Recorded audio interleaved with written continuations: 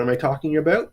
Well, in this case, I'm going to log in as the administrator here. We'll go to the dashboard, and you'll be able to see on the dashboard that there's a couple pieces that we have installed. And one of those is we've got some plugins installed. Now, the WPAstra starter templates, they actually work with a number of WordPress page builders, and I'll show you those in a minute in one of the next steps, but I just want to let you know that we've decided to use Elementor as the page builder of choice here. So we didn't have to. We could have just used the standard WordPress Gutenberg builder, but we selected Elementor to use here. And this client has the Elementor Pro plugin, which is a paid plugin. It's not required, but it just so happens that we have it here. And we've also got Astra Pro, which is the Astra plugin that is a premium plugin for using the Astra template. So these are the ones we've got installed, the premium starter templates from WPAstra. And in the appearance menu, if we go to the themes, you'll see we've actually got some themes set up there. And the one that we have is WPAstra.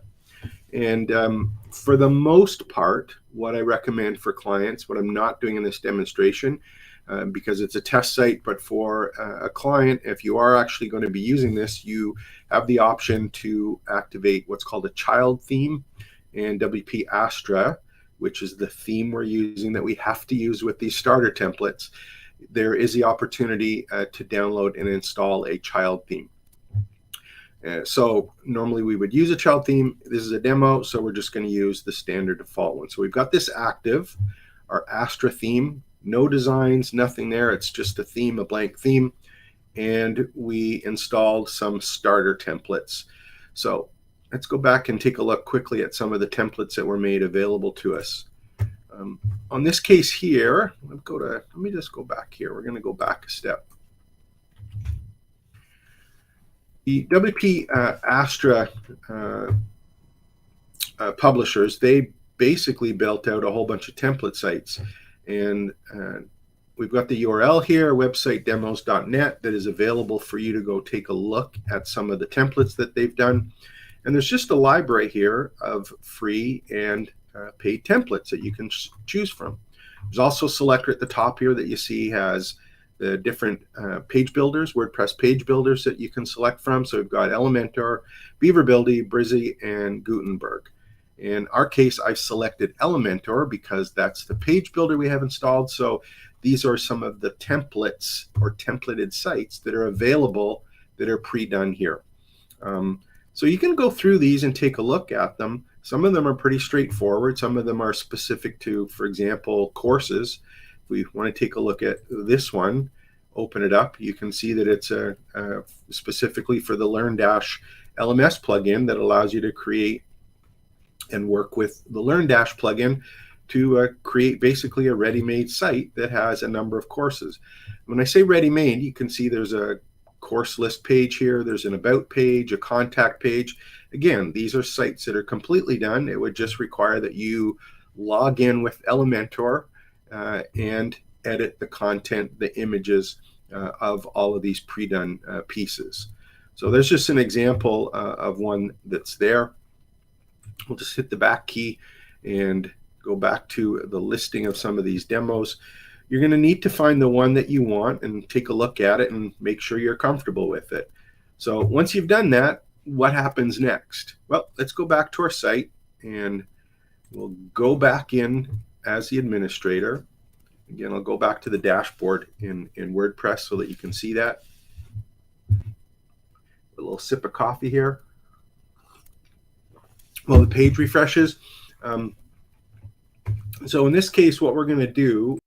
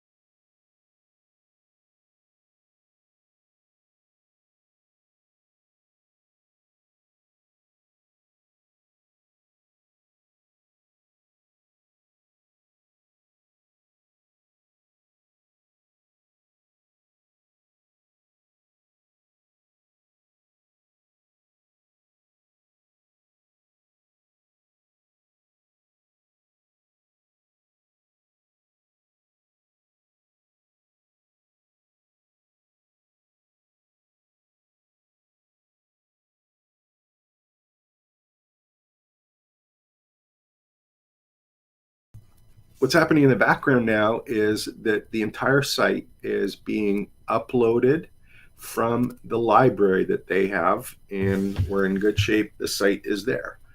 So I have a couple choices here. It's there. You can visit the website. You can exit to the dashboard in the upper right. And in this case, let's go take a look at the website. There we go. We had a blank website before, if you remember correctly. Now we have an identical website that was done before. Now, the other thing is we didn't have any pages before either, did we? It was just a blank page. Now, if I go take a look at the contact page, you'll see that we now have the contact pages there. If you take a look at the about page is there. Everything is there for you. So this is a real quick way to go and get a site set up the way that you want in terms of the framework. And again, you can go through and take a look at any of the pages that are available here. Here's a traditional blog page with archive, and then we've got all of the different posts that are available for us here.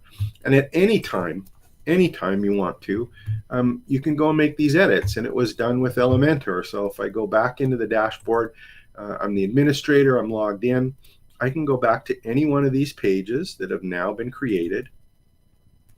For example, the contact page.